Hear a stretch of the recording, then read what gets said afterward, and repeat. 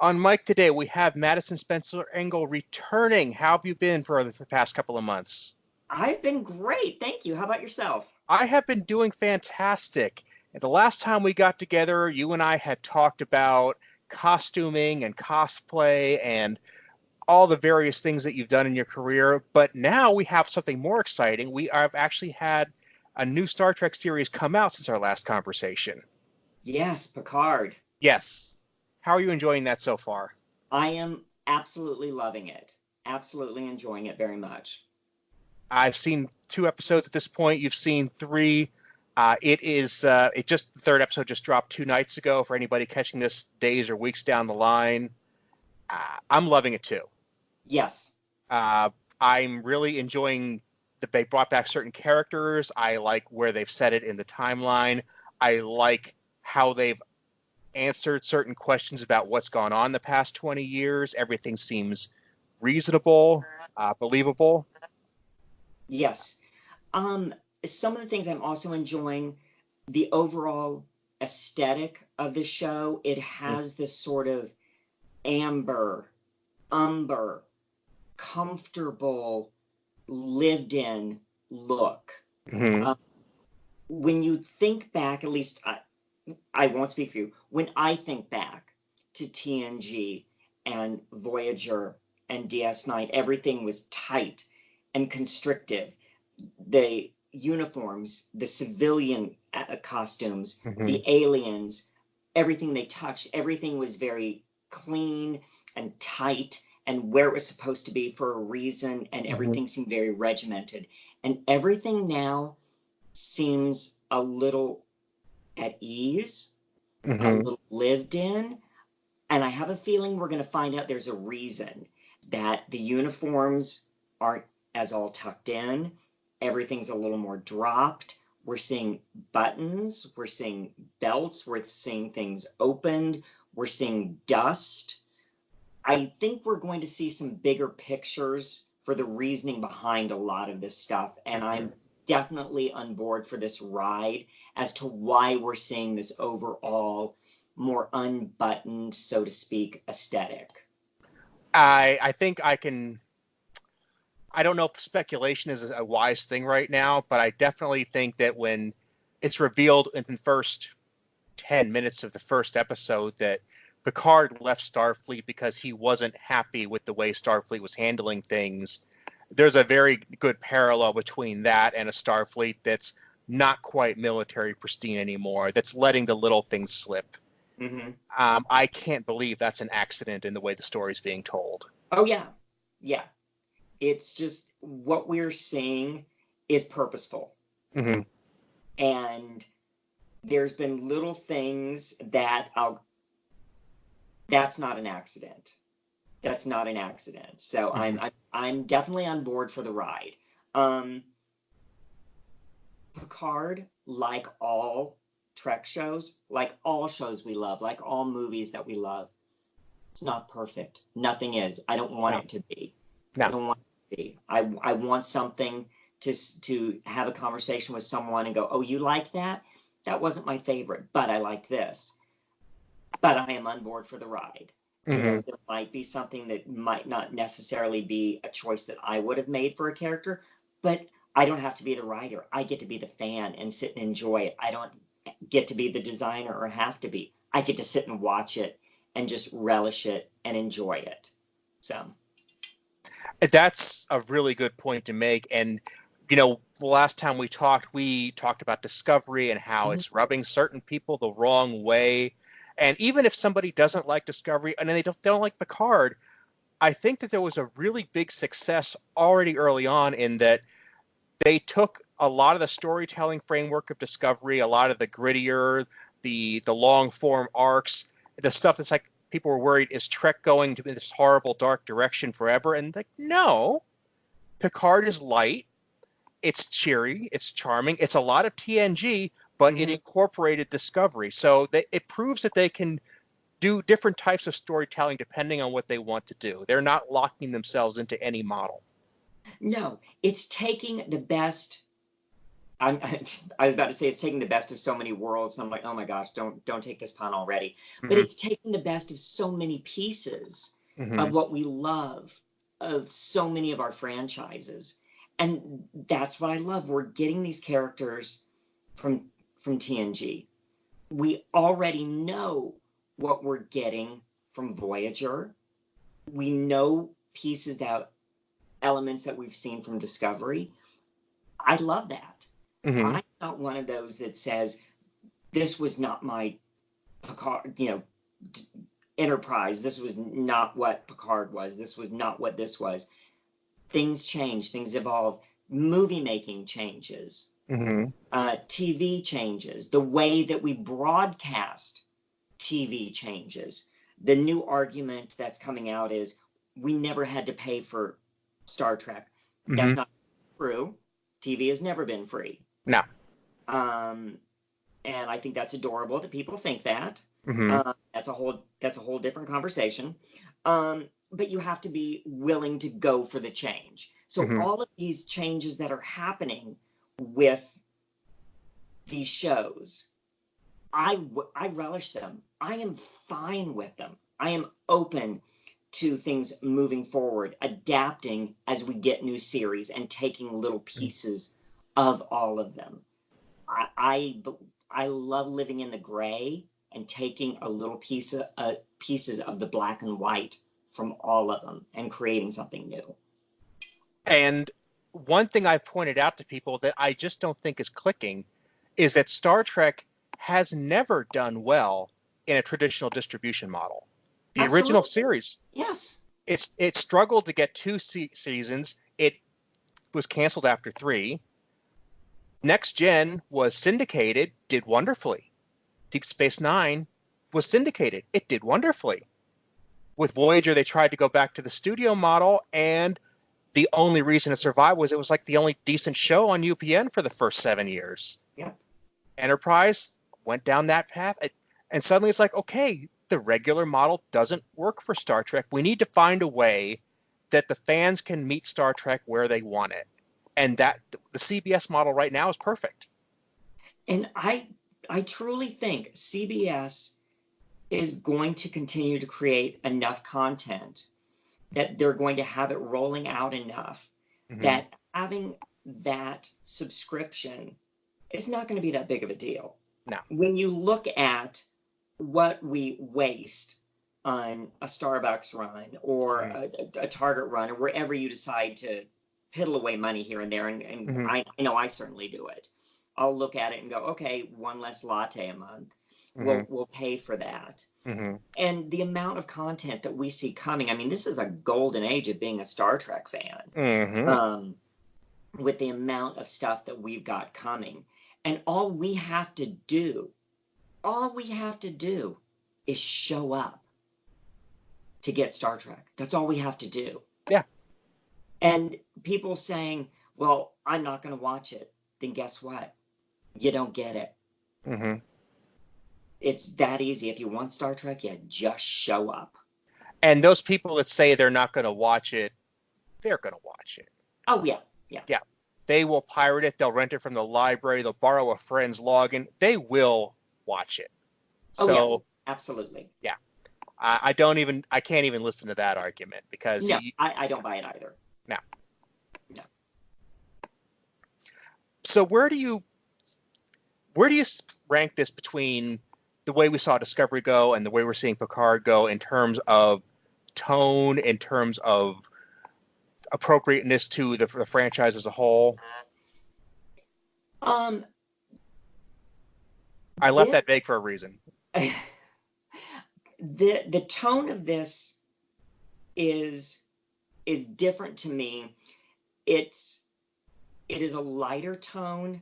It's a more relaxed tone. One of my issues with Discovery, and I never mind discussing issues that I have with the program because I can always love a program and still have issues with. I never had any breathing room with Discovery. Mm-hmm. It was action on top of action on top of action. It's a great show to watch, but it's an exhausting show to watch. I always find it difficult to go back and rewatch sequences and rewatch episodes. It's like each episode is like watching a motion picture. They're so huge and it's exhausting. Picard already, I've gone back and rewatched because they're like these wonderful TNG episodes. I want to go back and rewatch them for everything that they are. So the tone of them for me it's very similar. It's familiar.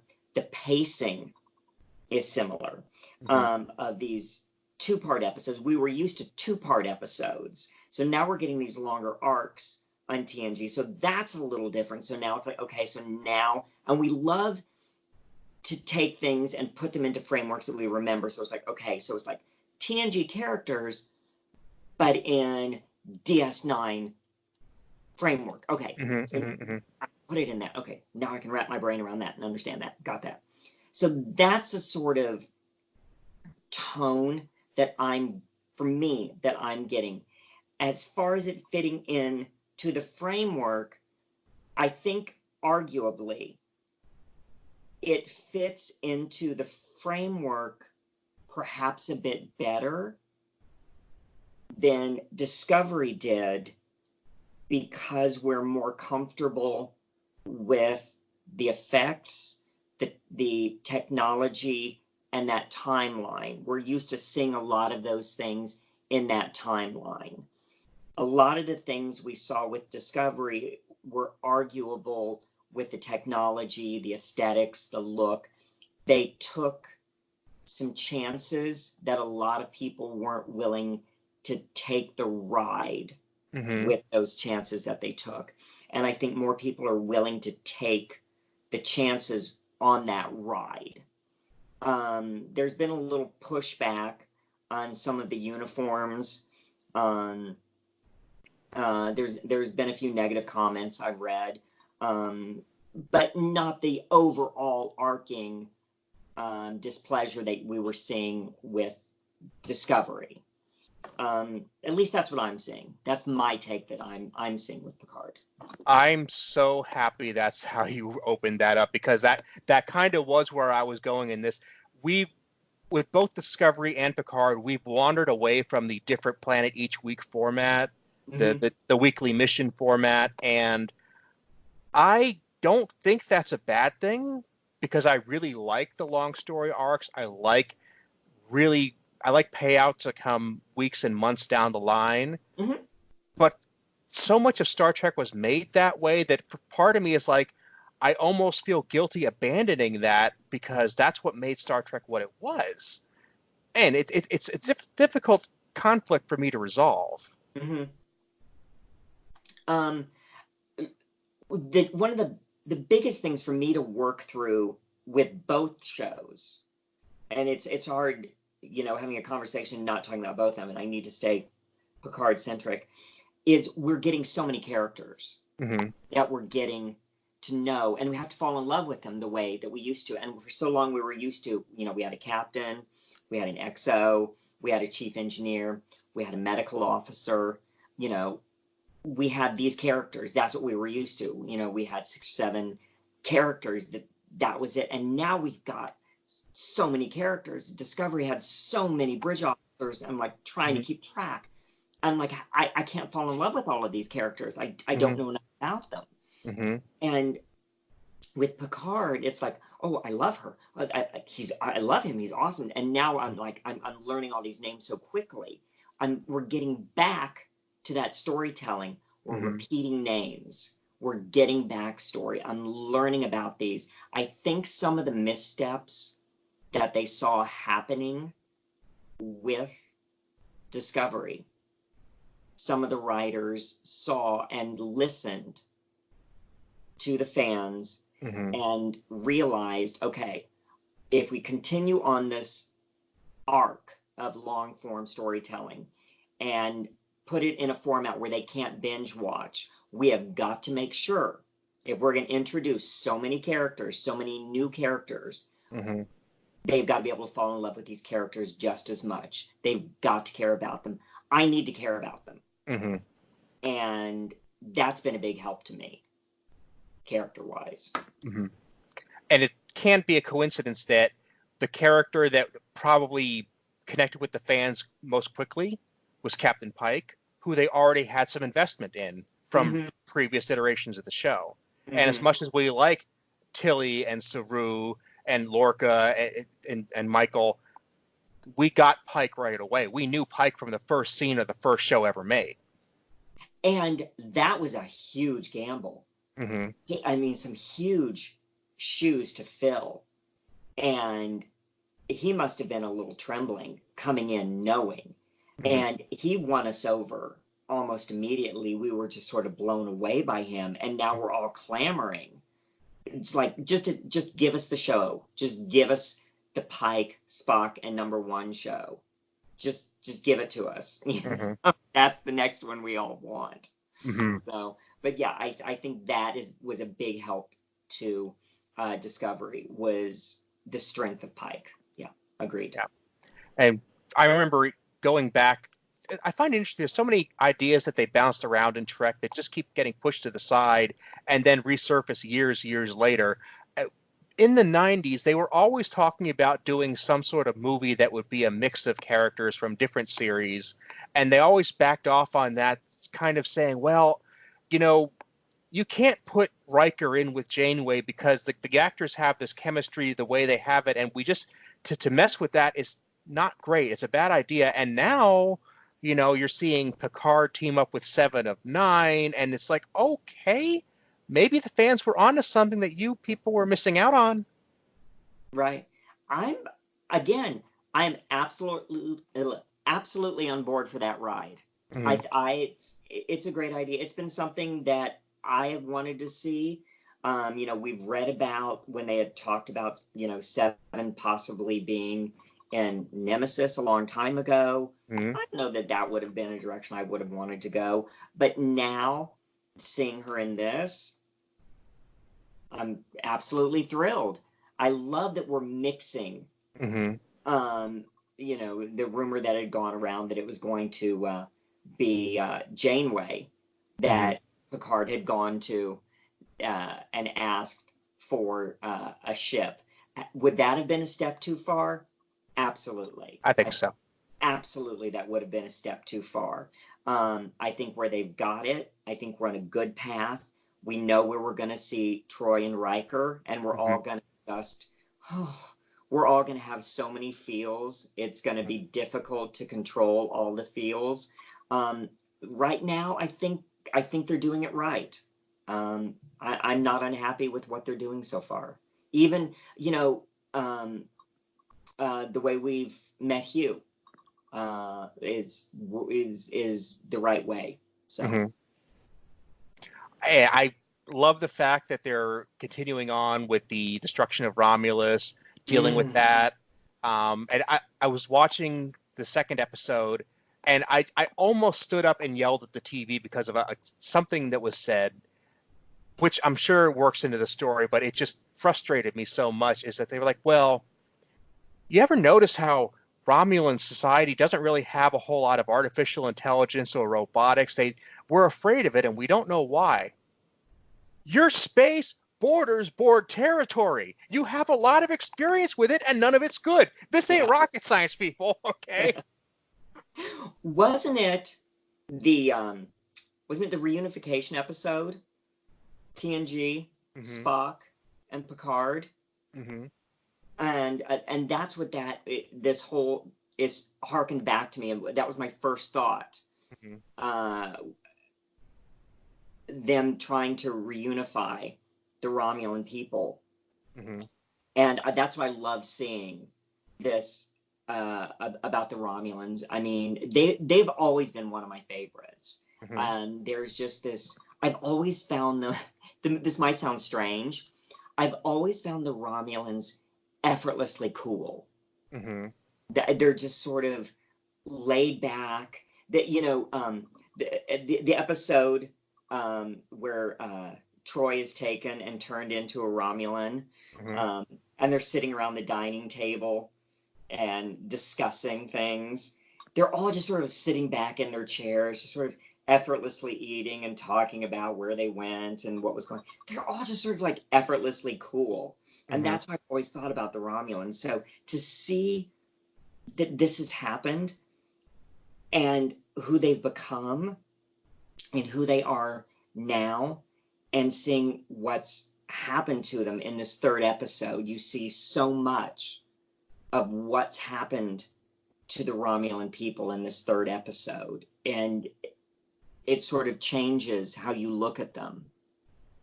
And you see the ones protecting Picard, and you start seeing them in a different light.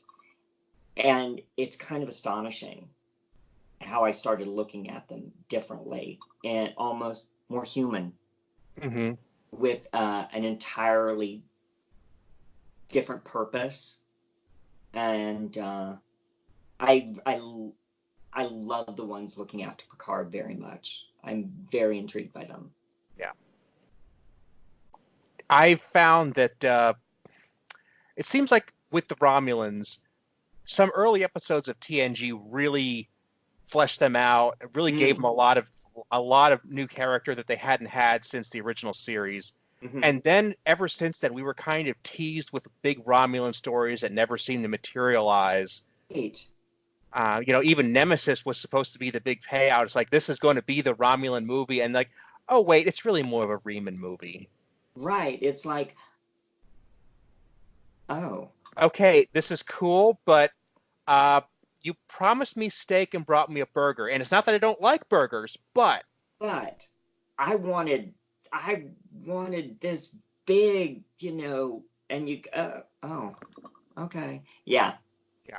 But Yeah. now it's like they're making good on this in a big, big way, that this is worth the wait. Oh, this yeah. was worth all the teases. Oh, yeah. Seeing, the involvement of the Tal Shiar, is just the infiltration. I was like, how deep is all of this going? How long has this been going on? Rafi has known this. What depths is this known? This is amazing. It's just so it's I am 100% in for this. 100%. And Now, talk an incredibly interesting character, Rafi. She is just layer upon layer of strength and pain and wounded loyalty, and just an interesting character. I want to know more about her. I'm very intrigued by her. And the fact that you're asking that question now just shows the strength of the writing, because you're leaving the show saying, I need to know more, I want to know more, and it's the hook that bad writing doesn't get. And I will say, there have been Star Trek shows with, let me saying, not a whole series, but there have been episodes where it's like, why did I even look at this? Why did I waste 60 minutes on this? And with this case, 60 minutes isn't enough. You're like, okay, we need that 10-part episode. Right. Yeah. Episode 3 finished, and I was truly like, oh, I need more. I kid you not, I had finished watching it, and I was like, oh, it can't be finished. I need more. Because it was building, and it was building, and it finished on a great note, but I was ready for more. And I'm almost glad that they're parceling it out week by week, or else I'd be done with the whole season already. So I'm almost sort of thankful that it's back to the way we used to watch Star Trek, where we had to wait, for it to come on each week. It gives you something to look forward to watching. I laugh at, the silly decisions networks can make. But in this case, I think they're doing something extremely smart. They know the fans want to do what you and I are doing right this moment.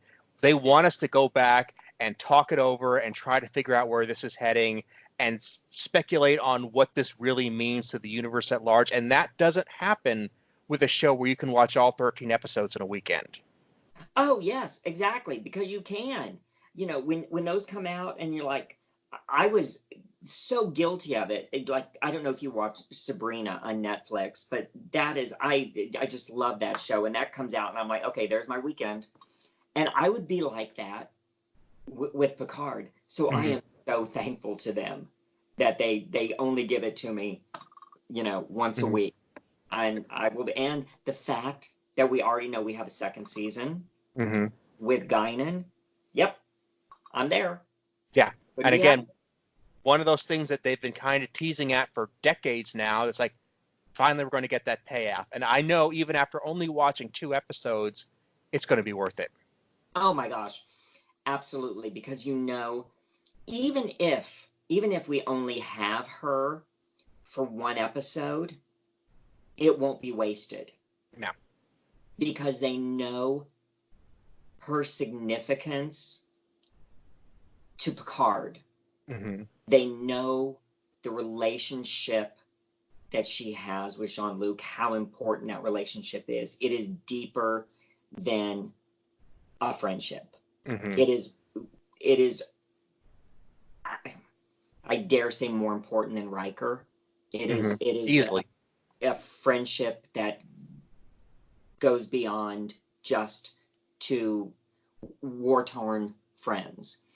And I think for Whoopi, when she saw the fan reaction at the 50th anniversary in Vegas, when she saw the fans' reaction to her in it, she seemed to really be surprised by the fan reaction to her. The writers saw that, and producers see that, and I think that they know the significance that they're weighted with, and that they know that they need to deliver something of significance and not just a drive-by. That it's got to be something, even in 1 episode, that it's got to be something that is weighted to the overall story of some significance. Well, we've heard, you can start to see all this piece together from early TNG. We heard in Time's Arrow that Picard actually met Guinan well before he ever knew he did, centuries before he knew he did. And then we saw in Q Who, she says, you're not supposed, the Borg are a big deal. They destroyed my people. Guinan's origin is deeply entrenched in the Borg. And I actually have a whole different theory about that, which is a side conversation. We should talk sometime. Yeah, give me a minute, because I definitely will go into this. But now we're in a show that's basically about Picard and is Borg-centric as it is. So those threads are going to weave back and forth in a hurry. And when Guinan is saying our relationship is deeper than friendship, deeper than family, she could be talking about that their relationship holds their species in balance. Because those two may be the people that kept the Borg from destroying our quadrant. Yes. Yeah. I had forgotten about that. I remembered that it was Q that threw them and introduced the Borg to them much sooner than they were supposed to. Said that. I had forgotten that episode, that he had thrown them and they weren't supposed to meet the Borg yet. No. That he had forced that meeting. I'd forgotten about that. But yeah. It's a branch to go out on, but I don't think it's too thin a branch. I don't think it's too thin. I don't. With her power, how old she could be, I don't think it's too thin of a branch. I think you're right to think that she has got to be woven into the storytelling. And I don't know that this current story is necessarily going to be neatly tied up with a bow at the end of this first season. No. Watching what's happening with this story I don't tend to think it's going to neatly be concluded in 1 season. No. I can see her needing to help in the 2nd season. So, what are we getting? Are we getting 10 episodes or 12 episodes for a season? I thought it was 10. Okay, because I didn't remember. I can't, but the number 10 keeps sticking in my mind. Yeah, and we're already at 3. Mm-hmm. So all I know is I'm very excited for her. You know, Me as well. we all have our ones we want to see, and if I'm happy with the ones we're getting. Let's put it that Mm-hmm. way. We all have our favorite characters that we want to see. And, people will put up on Twitter, who's your character you want to see? Who you wanting to see? And I'm like, of course, I put my Crusher. I want to see my Beverly. And I can justify all the reasons why she should be there. But I also understand if she's not and can justify all the reasons why she wouldn't be. So I am just going to enjoy the ride. And I am the type of fan that what you give me as a show and from the writers and from the producers, I will take and enjoy because that is my job as a fan. Yeah.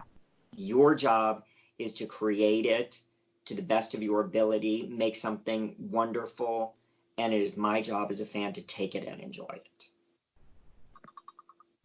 And I will say personally, if I was steering this ship, which I'm not, but I mean, I could see this going down the way that Crusher's not in the series until the very last scene of the first season finale. And they managed to keep this secret because they know that's what everybody's waiting for. But, he gets back to the vineyard and she's waiting there on the porch for him with a very angry look on her face or something like that. That is how I see this going down because they know that when they do play that card, it is going to be powerful.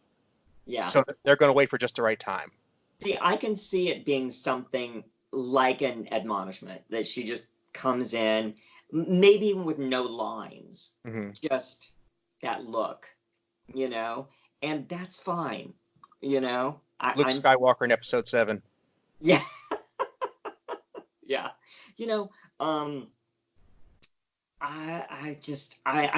I'm one of those, I'm so thrilled that we're getting the show. I was in Vegas when he was there and he made that announcement, and I was one of those that was like, I was a little choked up sitting in that audience and clutching my friend's hands, and we're all sitting there together and sitting there in our chairs, and we're sort of crying, and with everyone around us getting choked up and crying, and you're applauding and you're trying to take pictures of him making this announcement, and now we finally got it. I mean, I never thought we'd see, Captain Picard on TV again.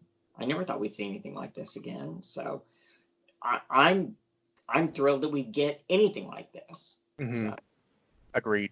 I'm not going to be making complaints about something that certainly doesn't need big complaints. I'm good. So let me walk you through this theory that I was mentioning a couple minutes ago. Yes. Here. Okay, now because you already picked up on some of it there. Okay. Guinan said you people weren't supposed to be in this part of the galaxy for a very, very long time. Right. So Q throws them in that direction. They think that they got the Borg's attention and that's the reason that the Borg show up a couple years later with the best of both worlds. That's the reason, Wolf 359 happens.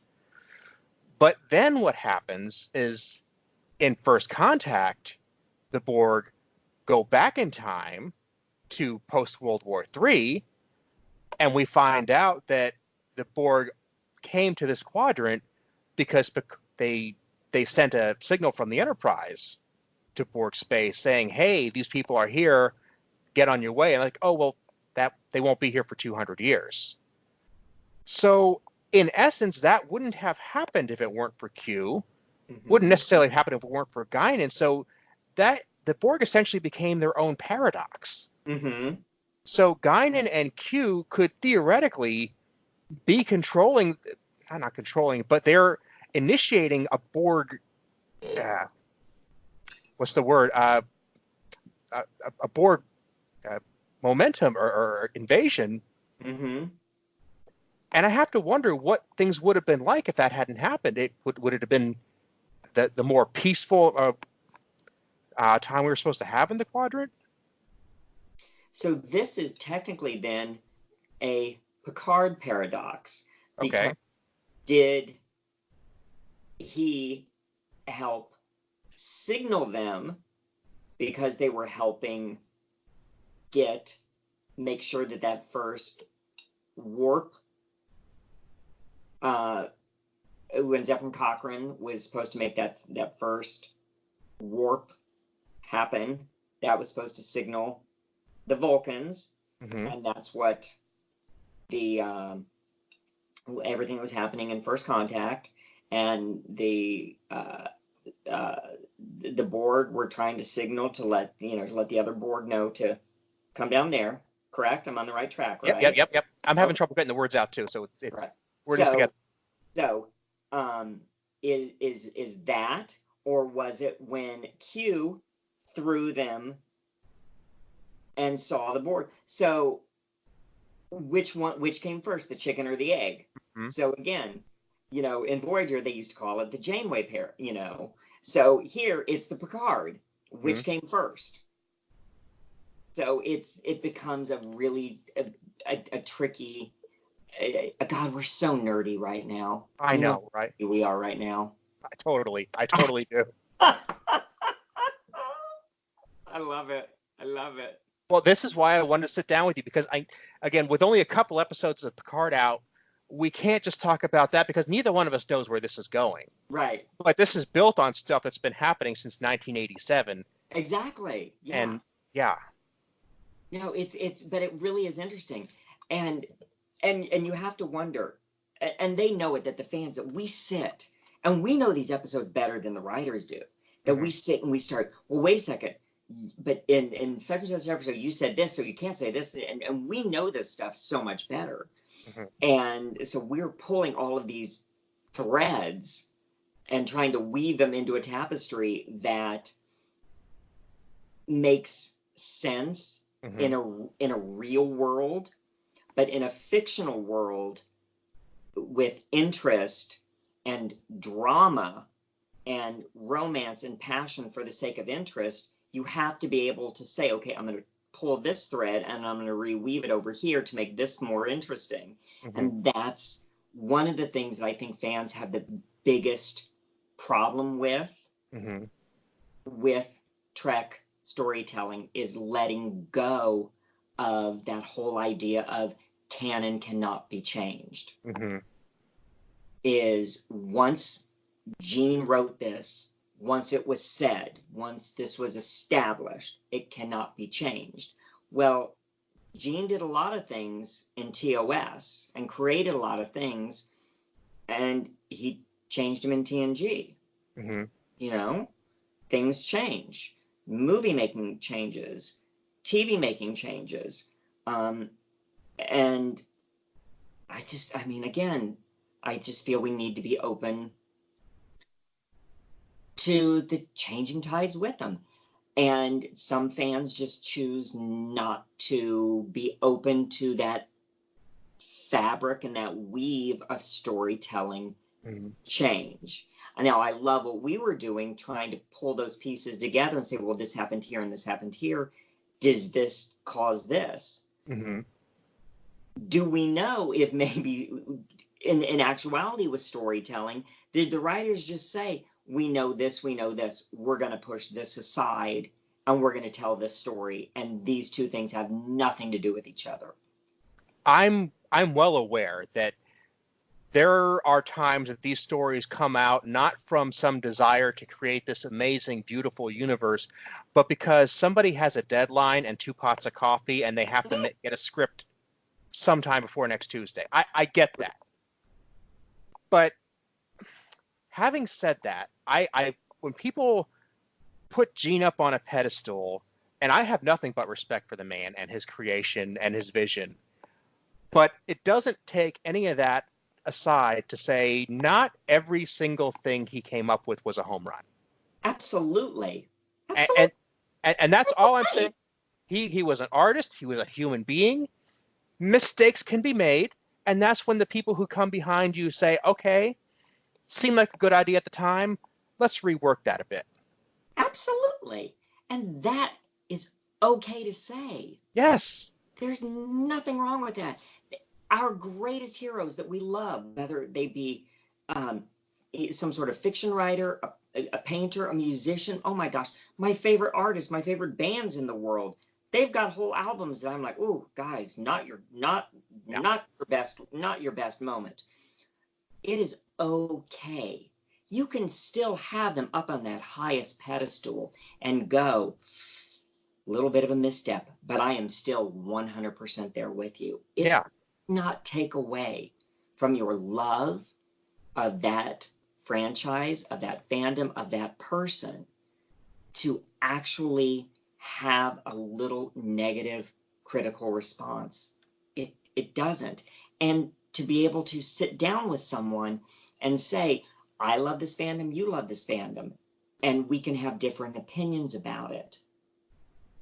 And that's okay. And you can have a polite conversation where you have differing opinions about it. Mm-hmm. That is absolutely okay. It's probably a good thing to look at it from different sides. Mm-hmm. It doesn't take away from either of yours love of the franchise at all. It just means you're looking at it from different points of view. That's actually a really great thing, to look at it from different perspectives. Mm-hmm. I think when people get lost is they dig their heels in and they're like, no, this was his dream. No, this was, and then it becomes this battle Mm-hmm. when neither of you ever met him, neither of you ever talked about his dream. No. And it becomes this ugly battle that never needed to happen. Mm-hmm. And Star Trek became popular because of among many reasons, because of the vision for the future it presented, because of the way he portrayed humanity. And that's great, but he didn't exactly sit down with a blueprint and tell you how every detail worked. And that was deliberate. Right. It was the idea. It was the concept. It wasn't supposed to be a solid diagram from which you could not deviate. Right. And why people have to interpret it that way confuses me a great deal. Right. It was, at least for me, when I look at it, it was like, this is a sense of where I think it'd be a great place for us to be. Mm-hmm. There was not a map saying this is how we get there. Mm-hmm. It was just, it'd be a great place if we got to a point where people aren't working for the sake of accumulating wealth and accumulating things, but we do things for the sake of learning, or for the sake of the art, mm-hmm. or for the sake of this, and we all have a place to live, and mm-hmm. we can all have an education on whatever subject we might want to do, and we can all do this. That's a great concept. My gosh, that's an awesome concept. But it doesn't tell you how we're going to get there. No. And that is, I think, one of the points that he was trying to make and put on people is like, he never claimed to be the smartest person in the room as far as knowing how to get there. Mm-hmm. But I think, again, for me, I only speak for myself, that he might have been telling people, hey, those of you who have the ability to make these things happen, maybe this might be a thing to think about and mm-hmm. a road to try to take. Mm-hmm. Yeah. And like, just to use the example, you say, well, instead of accumulating wealth, you can work for the greater good, you can work to learn. I like to use the example of Sisko's father, who ran a restaurant. Mm-hmm. Why? Yeah. I mean, do you really wake up in the morning and say, I want to cook dinner for 50 people? I don't. If there's no money, what's he doing it for? I don't know. But you know what? In the future, I want there to be restaurants. Right. I want to have good meals. I'm not super worried about exactly how the economics work out. I'm sure there's something motivating him. It might be money. It might be something else. I don't know. But let's not act like this is a solid system from which we cannot have any disagreement as to how it works. Right. It's an idea. It's a vision. Right. I mean, I always loved that. You know, when they would go back and visit his dad, mm-hmm. he's out there peeling potatoes and sitting mm-hmm. on the back porch of that restaurant, on that back stoop, you know, peeling those bags of potatoes. I'm like, couldn't you just replicate peeled potatoes? Or better yet, just replicate the mashed potatoes? I don't know. But there was something about that homespun Louisiana type restaurant mm-hmm. when you walked in with the tables and the chairs that I loved. And that wasn't even an era that his dad would have been born in. Mm-hmm. But I loved that. So Okay. What are you drinking there, can I ask? hot tea. Okay, hot tea. It's just my hot tea. Let's imagine, I don't care if it's liquor for all I can, I'm saying this, I just need to know what's in that because I'm using an example. Okay. Let's imagine we can replicate some hot tea for you. How are we going to design that? Well, we're going to make the best cup of tea ever imagined, and we're going to take it apart and store it digitally. So every time we make some tea, we're going to recreate, because you wouldn't make crap tea to replicate. Right. You would want the best tea ever made. You would go through dozens of teas before you could figure out which one you're going to replicate. Okay, that's great, but if every time you go to that replicator, you're getting the exact same amazing cup of tea, you would get used to it. You get a little bored with it. When somebody makes something by hand, even if it's not 100% perfect, the fact that it's got its personality, it's a function of what was done on the stove at that particular day. Mm-hmm. That's something that you're not going to get, and I think that's got to be a motivator for it's like, we're back on Earth. Let's get a home cooked meal. I see your point. Yeah, there's that. It's special. Yeah, it's special, and that's the one thing that something replicated is going to be identical each time. Mm-hmm. And there's that difference when you do it by hand. That no matter how many times you do it, it's going to be different, even slightly different each time. Good point. I see your point. I just thought I'd throw that out there. And because, when Cisco would disable the fire systems in his apartment so he could actually cook on a stove there. Right. And it's like he knew that was what people needed sometimes. Yeah. And as much as I want to just be able to tap my wallet and get some chicken wings, I have to say, would I get bored having literally the same wings? Not the same recipe, literally the same wings each time. Yeah. With the same texture crust, the same, it'd be exactly, that could get boring. No, I see your point. I had actually never once considered that. I never considered it. It just became an engineering thing. It's like, well, if you're going to store something as a pattern, you want to store the reference pattern, the best of the best. But getting the best of the best every single time. Yeah, good point. No, that was good. I hadn't thought about that. I loved how he's now Earl Grey decaf hot. It's like you get to the age, oh, damn, now the tea's got to be decaf. I've hit that age. Yeah. Any caffeine after 4 o'clock, and I'm up until 1, 2 o'clock in the morning. It's bad. Yeah. I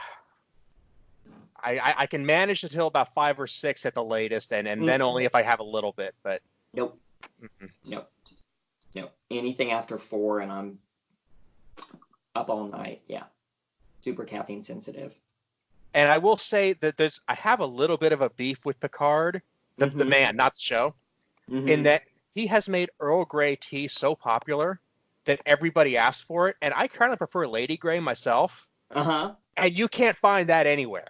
It's super hard to find. It really is, and it's like, do you mean Earl Grey? No, I like that, but I really want Lady Grey.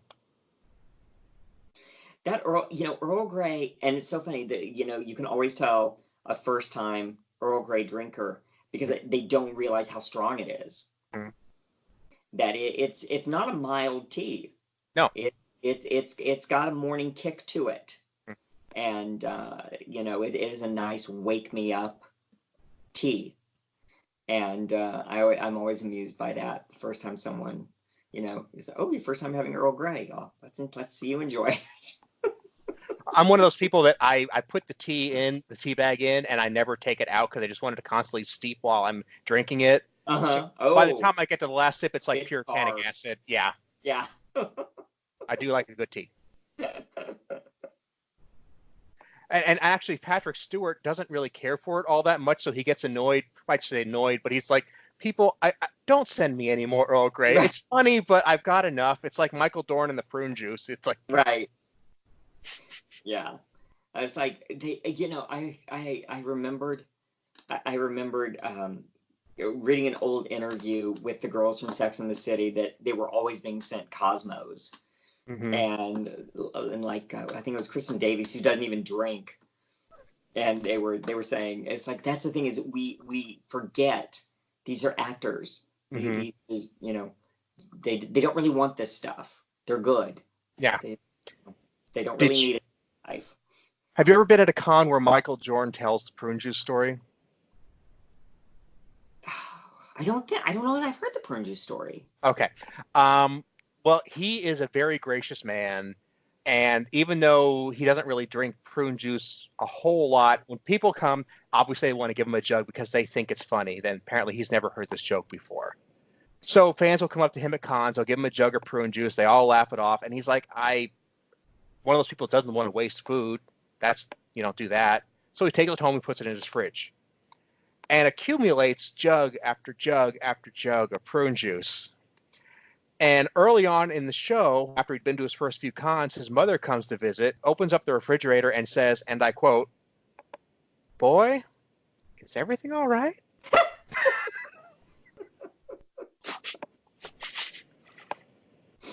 That's good. No, I somehow had missed that story. Huh. That's good. Or speaking of family visits, the one where Jonathan Frakes goes back to visit his parents after getting cast. Okay. He and I both from Pennsylvania, so I can definitely see this happening in the household. Goes back to Pennsylvania to visit his family. And again, he had just started on the show. Still, no beard, the spandex uniform. And he goes home, he sees the ad from TV Guide taped to the refrigerator, and Patrick Stewart's face is right on there. And it was folded in half, and the half that was folded back to face the fridge was the half he was on. Oh. It's like, you don't even put the side with me on it facing outward? Thanks, Mom. Oh. That's good. Yeah. Oh, that's good. Now, Jonathan has directed a couple of episodes of Picard, didn't he?